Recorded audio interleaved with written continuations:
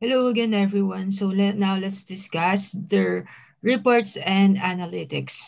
First, it can access and export all reports, and the report generation and export logs are accurate and of course, talagang dapat yung magkaroon ng track nito. Which is, sa system nga nila sa Bausi, syempre meron niyang mga cases, kagaya nga ng mga forms na meron sila is talagang dapat na-access yun as the officer na talagang tatao dito sa system nila is para mapabilis yung gawain. And of course, the manual procedure or the traditional one is mas ma-improve pa.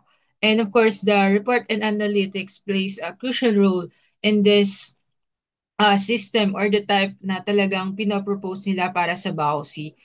And ayun, sa system naman nila is talagang nakita at na-maintain nila yon.